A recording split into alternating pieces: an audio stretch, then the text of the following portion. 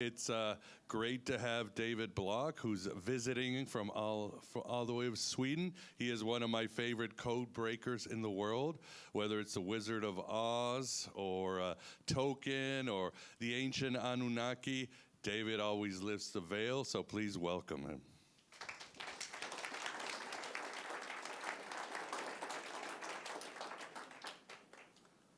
Yeah, yes, go for it.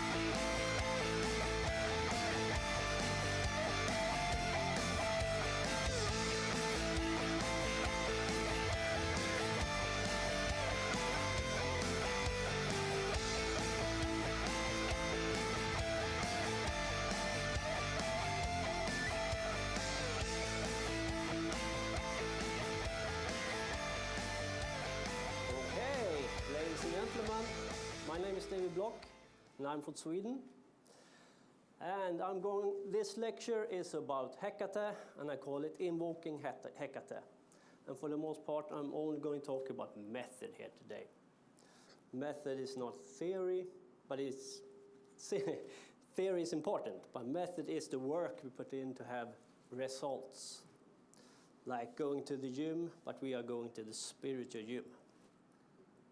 Now, I'm from Sweden, so we are all about fear. Fear-based, you all know that.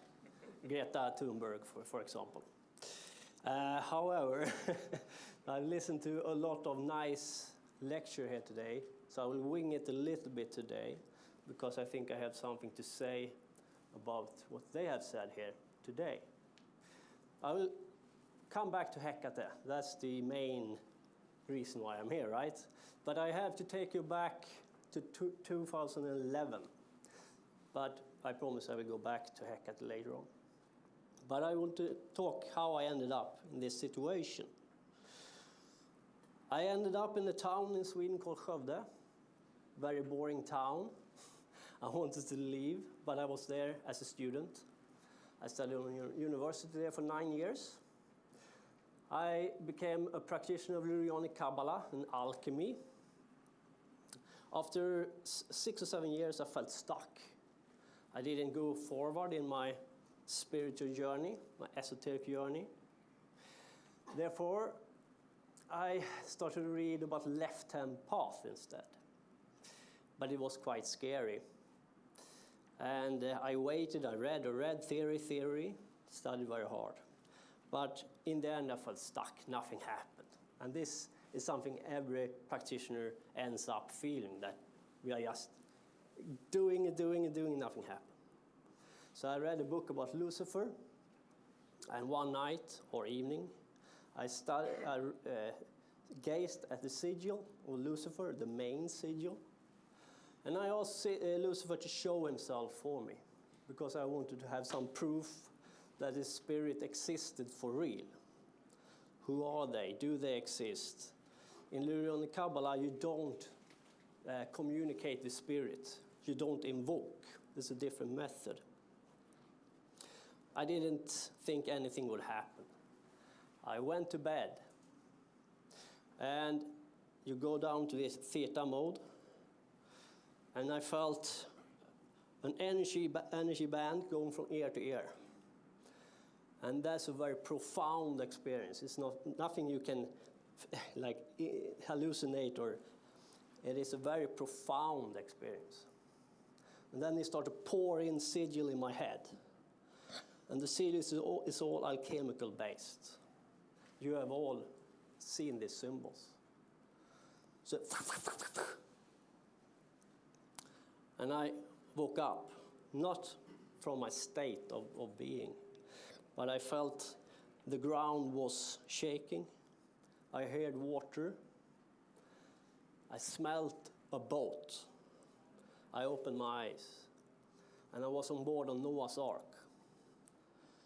Lucifer had taken me to Arab Sarak, the raven of dispersion, and to the dark side of Venus. This is on the Cliffotic tree. In front of me, when I started to open my eyes, I saw a huge bird, white, huge bird, laying on the boat in front of me. Then the head started to crack open like this, and it cracked because it cracked his head. And out from his mouth came the raven jumping at me. And he had olive in his beak, and it was all black. An olive stalk. And the bird jumped into my face as if the bird wanted to give this olive stalk to me. And then I woke up. I was happy first, euphoric. They do exist. Lucifer wanted to communicate with me. But then I started to be afraid. What does this mean for us, the human family, my family?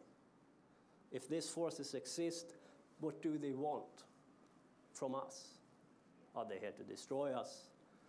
Are they here to help us? And of course, I answered with fear. So I take a step back from this and forget about it. 7, 8 years later, I was stuck in this town, and I couldn't move. Something pulled me back all the time. Didn't matter what I did, I couldn't leave. And I was fearful. I will never be able to get out of this town. Then I remember Lucifer, and I remember Prometheus, and I thought he could help me. So I did his sigil. We use sigil when we communicate with gods. I stared at the sigil and asked Prometheus for help to get me away from this town. Now I failed all the time before, but when I pushed this time around, I always succeeded. Didn't mean that I didn't have to put in the work, because I had, but this time around I succeeded instead of failing. Huge difference. And at last I could leave Skövde. And I was heading for Gotland, Sweden. Gotland is an island. I met my wife there. During this time she was my girlfriend. And she said, "You will never leave. I think you don't want to leave," because she started to despair herself. I get a loan from a bank. I didn't know how I did it, but I got it. I let my wife search for the house we were supposed to buy, because I told my wife I need a house, I want a house. My girlfriend during that time. We tried to buy two different houses, failed. And my wife started to despair. And I told her to search for it one more time. And she put her finger on the map. Here's the house. Should I buy it? Yes, buy it. I haven't seen the house. I said, buy it. And we bought the house. But before I moved to Gotland, I took a detour on the mainland, very close to where I lived. Because I think everyone is just going away to different countries. I want to see what's around my corner. And I was born in Uppsala, Sweden. And I was there and I discovered that Emanuel Swedenborg is buried in my town of birth. So I took a picture on his grave. My family members, they didn't understand. I didn't share my enthusiasm of this, but I took the picture. And I discovered that consciousness is very important, that what's not in your mind, you cannot have an opinion about. It was a very important journey for me. This was the last time I would be on mainland Sweden for a longer period of time. Now, Gotland is not that far away, but my friends, "Oh, are you moving to Gotland?" That sounded like I was moving to New Zealand or something. "Yeah, but you will not have your friends with you," my father said. "Well, I get new ones." Everyone tried to instill fear in me, doubt. I knew I would fix this. So, 2020, I moved to Gotland, Sweden. And my life changed. I started to have lectures on Gotland, 25 lectures in 2 years. 40 of those who came to my lectures are my friends now. And they came to my lectures, and it was a wonderful time, and things started to move for me. I met some of the people who came to my lectures. They started on courses I had in left-hand path, because I had become a left-hand path practitioner. During the period I went around my neighborhood on mainland, I also visited the summer house we have to the north of Sweden. This is in Härjedalen. It was my grandpa who bought the house. And you can see the water there. It's only 5 meters from the water. You ain't allowed to do a house like that anymore in Sweden. And when we were there, my mother told me, "You know, David, 10 minutes walk from here, they started to execute witches in Sweden." And I was like, "What's going on here?" 10 minutes walk. It was around the corner. This was in the middle of 1600, 1650. And also, I had my best childhood memory from this place. And my relatives from here was healers. They healed animals and humans. So I always felt drawn to this place. So it was either this place or Gotland for me. But Prometheus took me to Gotland, therefore Gotland it became. And also my wife was born and raised on Gotland. And now we had our house. And now things start to move forward for me, for real. In that house, it was a hard time from the beginning. I had to take care of a lot of stuff. I couldn't do my work, I couldn't do my method, couldn't continue on my spiritual journey. But quite soon I had my temple in order in that house. I had my living room, it became my esoteric study room, my library, and things start to move forward again for me. This is Gotland. 60,000 people live on that island. It's the summer place number 1 in Sweden. The person who made the Kensington runestone you find here in USA was made by a person from Gotland.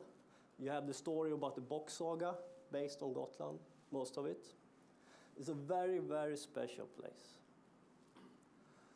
And if you can, go visit and call me. And I will help you around. However, my work continued on, and I started work with the gods again. And this time around, I have started a course on internet and in my home. We became 7 students. I got 7 students in my home, came to my temple. We did the ritual together. 2 of them was Annette and Mona. And all of them are wonderful people. But Annette and Mona had made some work before they came to me. And that was a very good thing for me. I will come back to that later on. Now, what I have learned from the Watchers, because I communicate with them, the fallen angels or the Titans, is that they want you to awaken. They want you to transform. They want you to work with yourself. Some of them have stated that you humans have come to a point of standstill. You are as dead as your temple floor. Nothing happens. You are manipulated by the music industry, medical industry, school system, all of that. Water, food, poisoned. Everything is aimed against you, not to do the work. So what is the work? This is the first painting I did when I arrived at my new house, and this is my living room. What is the great work? What's the purpose of life? Why are you all here? I used to say that you are a single grain of sand in the desert of Set. If you don't want to put your fingerprint into nature before the time is running out, you have to turn the hourglass again, and you will do it all over again. Nothing will remain. If you push your fingerprint into nature, allow nature to have something to work on, it will remember you, and you will pick up the work again in the next lifetime. Either you do it, or you have to do it all over again until you start the work. This is 1 hour, and also a good marker for me. I hope it will work. Let's see. Well, soon enough, I started to be on Aeon byte Gnostic radio. And I have started this work for real when I started to talk to Miguel, and we did the first thing we did was decode The Shining. One episode I remember the most. It was Lilith, Fire and Lust. Not because I was the most happy about it, but Miguel do it live. So when it's all over, you cannot do it undone. Wasn't that I was not satisfied, but it felt like I could have done this better. It is a good thing to have it live and it is done and over with. That's a very good mental exercise. Now you cannot go back, you can't edit, you cannot make it undone. Just accept it. But it's a very special feeling when it's all over, because everyone can see it. So I was sitting in my chair in front of my computer. I rise up and went into our kitchen, and my wife joined me. And she was cheerful. It was great. Went into the kitchen, and there we had a lamp in the roof, 6 light bulbs, and it just flared up.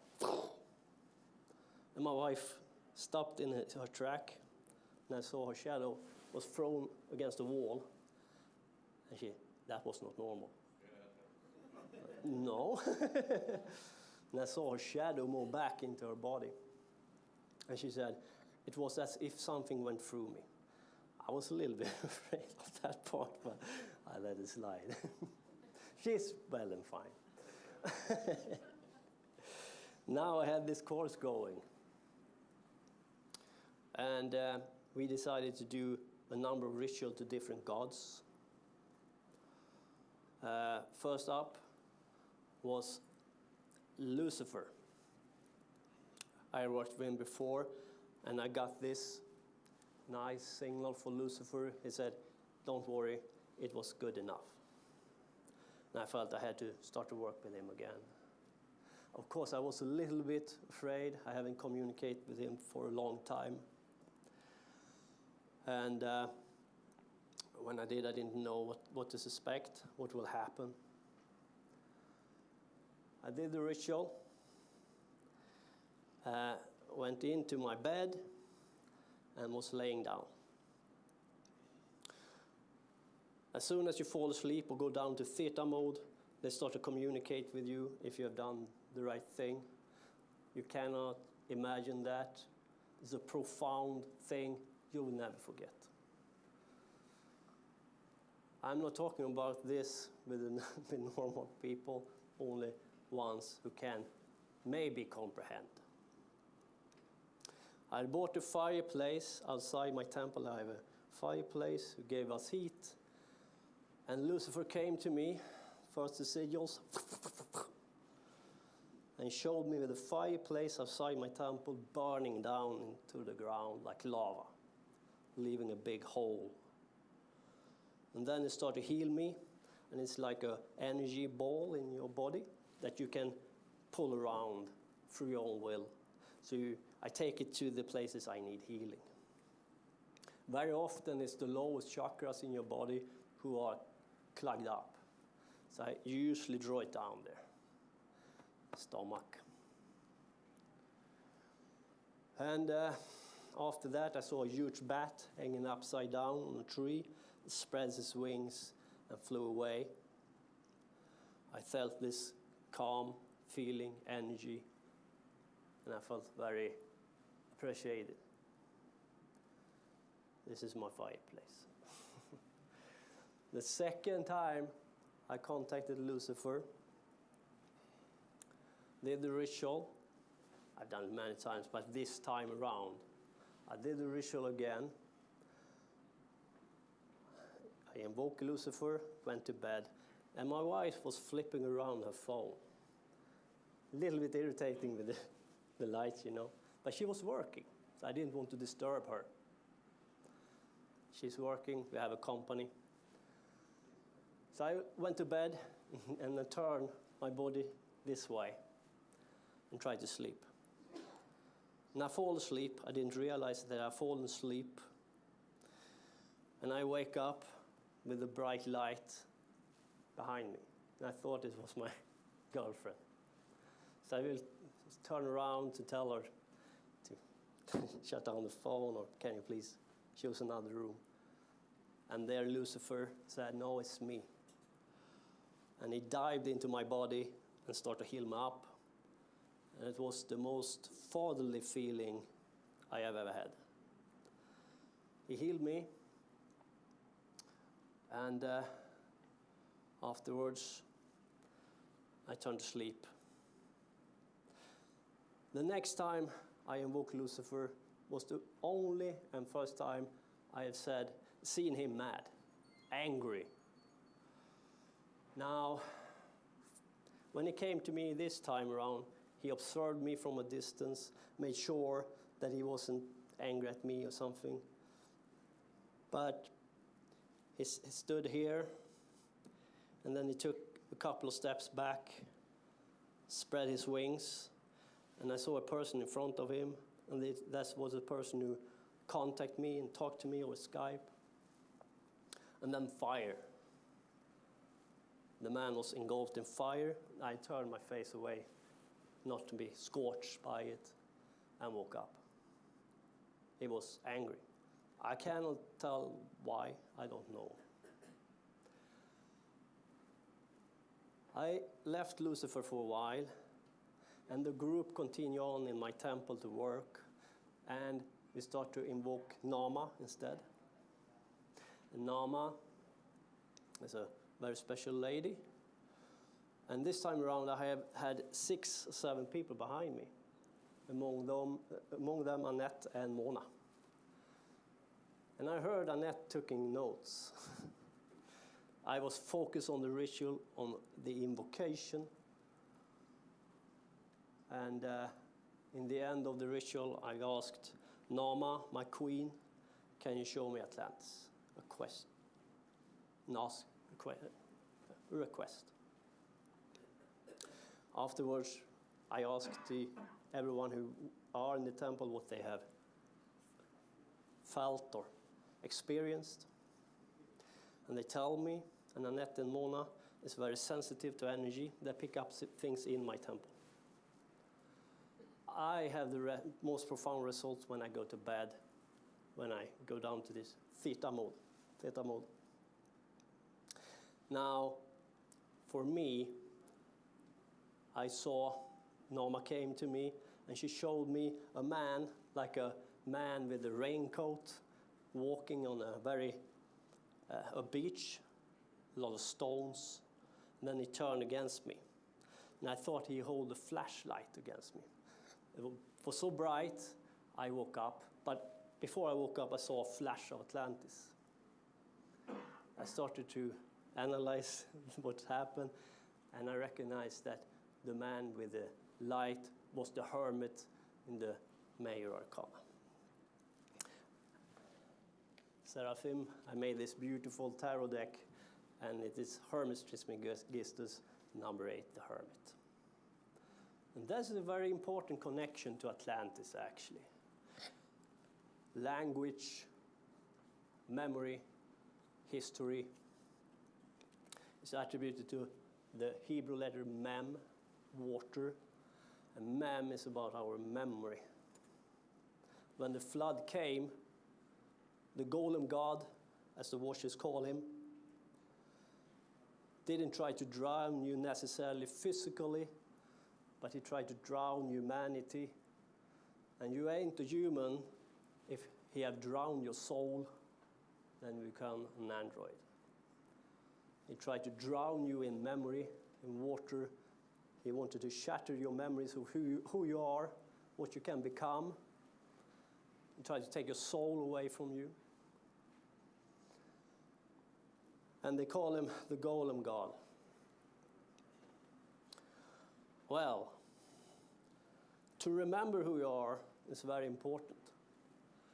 And if you have seen the movie Dark City, you know that the Dark City is all about the Hebrew letter mem.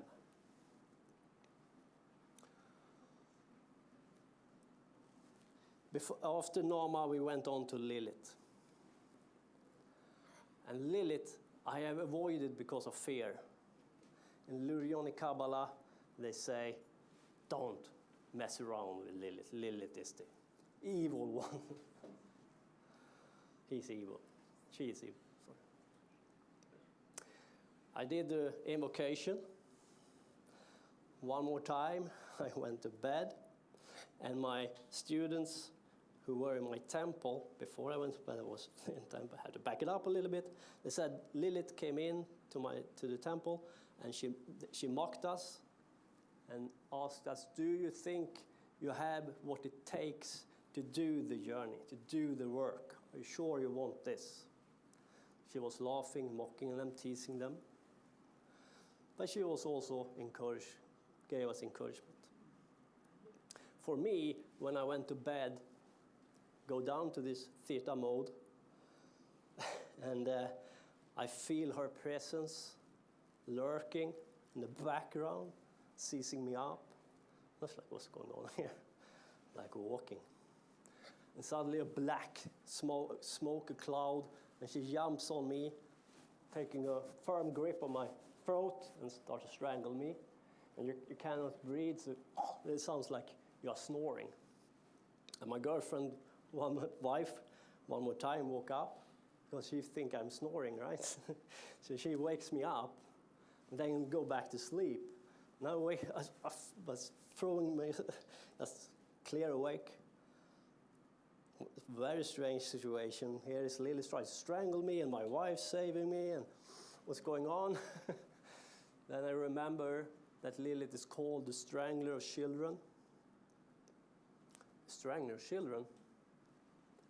You can see this in the movie The Shining, where Danny comes with a torn shirt after he has been into room 237, because that's the moon room. Lilith's waiting for him. When she claims you as her children, she claims you to become one of her children. And it's through Lilith, according to me, that you come into Hecate. Lilith leads you to Hecate's womb to be reborn from the feminine. Now, I'm not a feminist, I'm only talking about the metaphysical. According to me, we have to go back to the womb, to the darkness, to our unconscious, and to transform all of that and to be reborn. But don't worry, you need the masculine, so don't leave that. Lucifer is the masculine, and he stated, I am not the light, I am not the light bringer. I am complete darkness. But in that darkness, you will find your spark that can ignite your DNA, memory, take back everything they've taken from you. Well, we start to talk about Hecate, and the group wanted to do ritual to Hecate. We felt very strong about this, and people start talking about this online and so on. So Annette came to me and said, Tahuti have told me to try to awaken the ley lines because they have been broken, and that is exactly what the watch have told me as well. I think it was after Atlantis that broke the ley lines. They are not connecting anymore. Annette wanted us to go to a ley line on Gotland and do a ritual on that ley line to Hecate. It was, of course, an old ruin there. Only stones remain. No, nothing special. But you can see there was something there before. Very strange. I didn't think about the weather. It's usually quite windy, and Gotland is an island. I didn't think about it. I just bring my ritual gear with me, and we would try to awaken these ley lines again. And we did the ritual outdoors, and you can see we had 7 candles. And you can see they are all burning. Not a single candle was blown out, and that's Annette, like, what's happening here? No wind. Just totally still. And because of Annette and Mona, they are a little bit more into the shamanistic tradition. We try to mix it up with the left-hand path a little bit, and because Hecate is very close to Mother Nature. We tried to get in contact with her. We did a long ritual, We had a good time. It was a very special time. I didn't know what kind of results we would have. We were supposed to do some chakra and kundalini work. That's very important in left-hand path method. But we didn't. Everyone was a little bit tired, but very special moment in time. After the ritual, I asked, what did you experience? And Annette and Mona said, Hecate came. She was very sad, angry, frustrated. What has happened? And Hecate had eggs with her. And the eggs was, she put the eggs onto the ley line. And her tears. And then I remember Patrick, another person in the group, he said, what is Hecate's tears? On the phone. It was an experience he had. What is Hecate's tears? And I think about it. And tears are water, memory. When you have traumas in your life, it ends up in your body. And you can use different technique to loosen that up. My wife is treating people with fascia. And my wife said, sometimes when I do this to people, the tears start to pour because I release the trauma in the body and the memory comes and the tears comes and the water comes. And now they can heal themselves because they remember the trauma. Now you can transform your trauma that holds you back. And Patrick thanked me. After the ritual, this was done 24th of July, very close to where we are now. I called Samuel, a gentleman from Texas, Dallas. We always talk on Thursdays. And Samuel and I started to talk about this phenomena in the air, the flickering, the UFO, whatever you want to call them. And when we talked, suddenly Drew called as well. Another gentleman from Texas, Dallas. And Drew had captured some orbs again. They seems to follow him around. What is these orbs? And I suddenly remember the ritual the day before. And I started to talk about this flickering light because it doesn't seem to be UFOs only, but something different. There are technology as well, but not all of them. So I said, I think there are angels, and I think some of them are dragons, because it seems to be able to become two and go into itself again. And I think that's the fire breath of the dragon. And the dragon is a symbol of wings, the element air, the scales, the water, the body, the earth, and so on. So you have all elements in the dragon, fire, of course. And this light seems to be able to travel underwater, on earth, in air.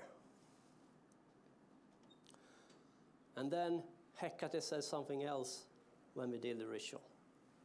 If you want to awaken the ley lines, you need the help of the dragons to do it. You can't do it on yourself, on your own. And what I see is that more and more people have connection to these orbs, and they can control them in some capacity. And I think we ride the dragons in past times. And if you see the movies and read the books, the dragons start to be an ally to humanity instead of the enemy, where you have women ride the dragons.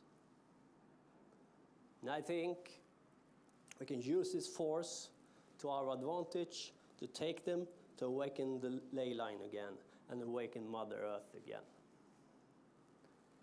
And I think that is what we have to do. I think it's time to take back everything they have taken from us through technology, among other things. Now, I heard a gentleman talking about the tower rising and falling. And my suggestion to you is that that machine, the tower, has the number 666 or 999 or both of them. That is the technology they want to use to go back to or connect back to Sirius. They want to do it through technology. You can do it through your own temple, your body, through method. I call our archetype the Boatman. You don't need technology to connect yourself to Sirius. You can do it through your own body, through your own work. But there are what the Watchers called them. We did not come here to wage war against humanity, but against the humans without soul, the soulless ones. You can do this by work, but some cannot do it. I call the other archetype the tower. Now, in the card number 17 in the Major Arcana, you have the card the star. In the traditional deck, it is usually a woman who pours water. She is kneeling. You have rivers. These rivers is thresholds or boundary points. Without them, you would experience the past, the now, and the future at the same time. You cannot do that because your experience here would be completely chaos. Therefore, they limit you. But you can overcome that. And you can become a boatman who can travel these thresholds to take back information about your previous life and so on. Some would call it necromancy, maybe. This is, of course, very important. But to know what happened with you before in previous reincarnation doesn't matter if you haven't started the work. Because you always come back as a random person. When you start to go forward on your journey, you will also wake up to the fact that you have done some work in previous life. You might not remember exactly what you did, but you have probably left breadcrumbs behind you since your childhood. And you start to pick up, why was I different when I was a kid? Why did I do this? Why did I see spirits, ghosts, or wherever? And you start to see and understand that I am different. You have probably put your fingerprint in the desert of Set, and now you're awakening. And Set is another word for Sirius, black sun.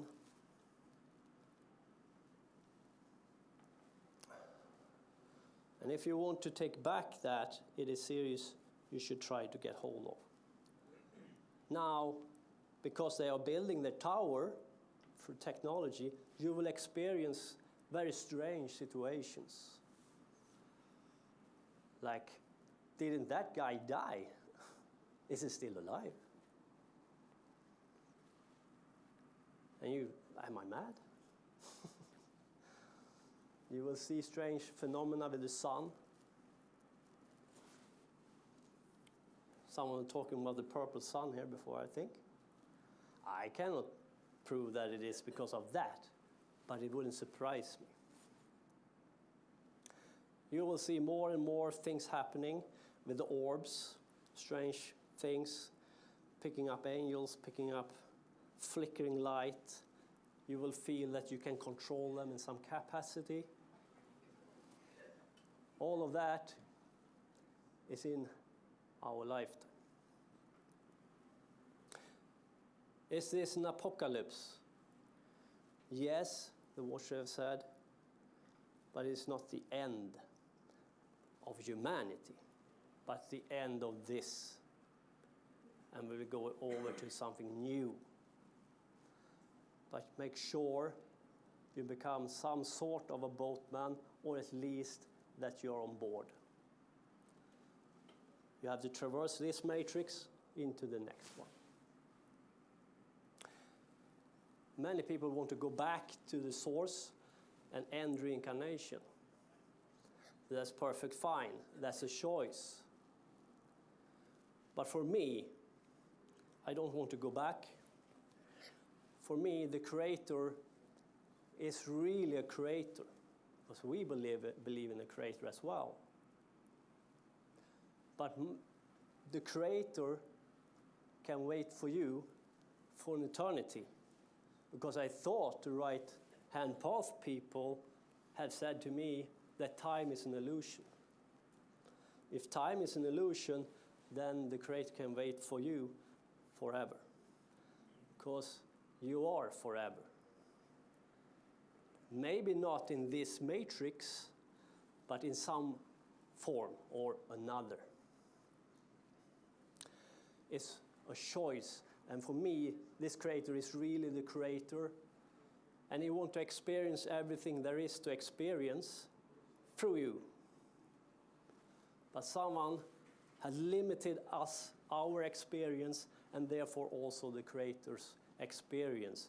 But remember, the creator doesn't care about that, because time is an illusion. But we care. For us, this lifetime is important. Life is only about meaning and nothing else. What you do in this lifetime is very important for you and for humanity. When we start to wake up and work on ourselves, we start to transcend. Can take many lifetimes. Don't ever look down on your fellow human being. You never know if they wake up and transcend you, and you might need their help to go forward on your journey.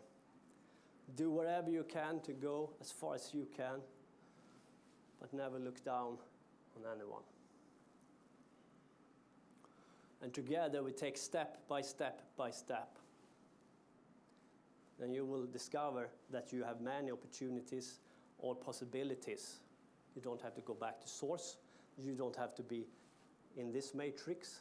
You can create your own matrix as a god.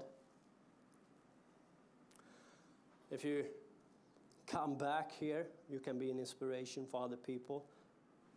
Try to make them do the work. The hard work is not easy. It's full of fear. You will be attacked by different gods, different demons, different angels. But the Watchers stated to me that, no. We don't wage war against other angels. The war in heaven wasn't between angels. It wasn't between the fallen angels and the angels who chose to serve the golem god. No. It was between man and beasts. It was between you and the soulless man and their chimeras of genetic manipulation. And you will see it's going to rise again. It will come back. Fear is what holds us back. Fear what holds me back. And I will push forward as hard as I can after this summer. And I will start to work with Arachne next time around. And now another lovely lady. And a lot of lovely ladies on this journey. And I think we have to go back from the light that have been distorted. Go back to the womb. Be reborn. But when you are there, make sure that you have the masculine fire, willpower to go forth and to create something new. What you cannot imagine cannot exist. And for that, You need your brain and your heart. But I can promise you, your brain will not take you that far. Sometimes when the watchers is talking to me, they like David, your brain cannot understand that. Leave it. Leave it. Do the work. Leave it. Because we humans want to know everything. We want to understand everything. But it is not possible.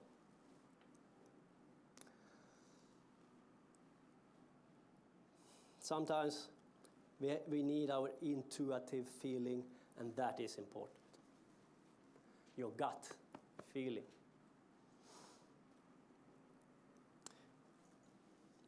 Now, as you can understand, I come quite far. Gotland, Sweden. It's a magical place. I've seen such wonderful things, and I think I understand why Lucifer, Prometheus, took me there. And Prometheus is, of course, another mask of Lucifer. Sometimes I laugh. I wonder, can this be true? You feel like you are guided, and you start to question free will and stuff like that. You start to question everything. Who am I? But it doesn't matter. I just try to push as hard as I can. And there is something that we call your higher self, your daimon. Get in contact with that. That is your true will, your true purpose here. And I try to do that. And of course, I've come to USA from Sweden, Gotland. I've changed many planes. A lot of fear I have to go through. I don't like the flight. It's a very new thing for me to be here. I speak for the first time in English. Not first time, of course, but as a lecturer. Yeah. I've spoken a lot of English because of the university. 9 years on the university, and a lot of the courses was in English. I read in English, but it's still things I have to overcome. And I just said, when I told Miguel I will come to the conference, I knew that I had honored that. And here I am. And the throat thing with Lilith, why does she strangle you? Claim you as her children. It's not to be evil. You see, you have a chakra in your throat. And that is about speech, language, water, memory, who you are. When you start to take back who you are, you also realize that you don't have time to fool around, to lie, to use language to deceive. Do not deceive your fellow man, and don't deceive yourself, because on this journey you have to be brutal honest with yourself. What are you doing? Why are you doing it? For who are you doing it? If you don't have that, the left-hand path is not for you. Some people say we are evil. Of course we are evil. I'm evil. I am the truth. I will not lie. I stand here in front of you and tell you about my experience. And I tell you that the gods exist. Some left-hand path practitioners believe that this gods is only in your mind. That's not true. I can maybe agree that there is some egregore component to them, like Enlil the Demiurge exists as a seed that you can pour water on by focusing on that seed. But they do exist. You can contact Enlil, you can talk to Jehovah. Why should I sit in a church and allow another person to tell me what's true or not? When you can contact these forces on your own, ask Jehovah, Enlil. What do you want? I want to go back to these gods because many people are deceivers. I trust the watchers more than humans. You are different, I hope. But you know what I mean. Sometimes, of course, I can be wrong. But we can be wrong because we believe we know something, but we don't. But to deceive is to be deceptive by purpose. Therefore, it is a difference between theory, this is what we hold to be true, and method. That means if someone of you want to know, how do I do it? I give you the method, send you off to the gym, and then we can talk a half year later. And you can confirm that what I'm telling you is true. Now, it seems that not all humans have the ability to get in contact with the gods. I don't know why, but it is enough. So we can share this experience we have with the gods and compare. And we have similar experience. Now, the card number 17 I bought from Miguel is the star card. And in this tarot deck, it is Sophia. Very interesting. Beautiful. And it feels like this is a lot about Sophia. Now, when I got married this year, 11th of May, one of my friends were there. He used to come to my lecture in Gotland. And he said, "David, what nice clothing you have. Maybe you should have those clothes on you when you do lectures, then maybe people will listen to you." Go figures, 25 fucking lectures on Gotland and no one will hear a word. However, I took his advice and here I am with the clothing. So, do I have your attention now? Good. So, I've come all the way from Gotland, Sweden to tell you, conquer your fears and you will conquer eternity. And then this is you.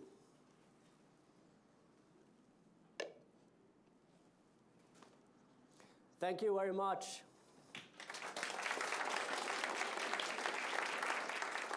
Thank you.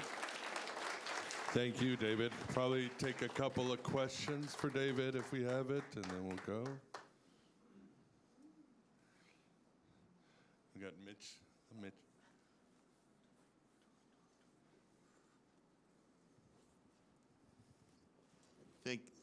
Thank you so much. Thank you. I want to be sure I heard you right. And I ask this as a fellow traveler on the left-hand path. Oh. You described yourself as evil. In what sense do you mean that? People perceive very often the truth as an evil because it's hard to hear the truth. But we have to be brutal honest. Not necessarily all, but to fellow travelers or workers on this path. I want to be brutally honest with you. I have said things that might have upset you today. But this is the truth. Some of it is theory, as I said. You can be wrong about that. Because the watches give you puzzles, and you have to put the pieces together, and sometimes you draw the wrong conclusions. But you have to try to be as honest with your thinking as possible.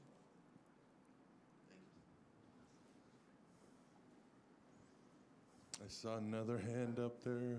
Is it my imagination? Oh, okay. Thanks for coming. That was really great, David. As someone who's been accused of being Lucifer, I really appreciate what you're saying here. I really mean that. I just want to point out that one of the reasons why Hecate's terrified me is precisely because of our fear of using our throat chakra. And so it seems to me that the magic is wrapped in the fear itself. And this is what's so important about the left-hand path, is that people see it as evil because it's scary, and it's scary because it's real work. Yeah. And I think you really accented that here. So thank you. Thank you. Yeah, I got a quick question for you. That famous image of, I guess it's Saint Michael with his foot on the dragon. Yeah. He's piercing the dragon with a sword. Yeah. What's that image mean to you? Some angels decided that they will work for Enlil, Jehovah, the golden god. And when they did it, they lost their own free will. And that was the rebellion from the Watchers, fallen angels, the Titans. They didn't want to lose their free will, so they work on their own. And the dragon, for me, is a good thing. It's feminine, dark feminine energy, Hecate. The ley lines, sometimes we call the dragon lines. And Hecate is the lady of the crossroads. And I think you should take it as the crossroad of the ley lines where they are connecting to each other. And I think the dragons can work for us, for Hecate, for nature. And it doesn't mean that Jehovah is necessarily doesn't want Mother Earth, but it is a very restraining energy, and that restraint hinders us from awakening the ley lines, or if you want, Mother Earth. And we go back to a more feminine lifestyle. I'm not talking about feminine as in political. As I said before, we have to go there, and then we have to awaken with a lot of masculine energy. So you need that intact. But for me, it is a symbol to tell you that we control you because we control the dragon. We have killed the dragon. We have killed this strain of knowledge, method. All right, wonderful. Well, thank you, David. And if you have any more questions, we'll go to the panel. All right, we shall start in 5 minutes as we have Lucifer is next.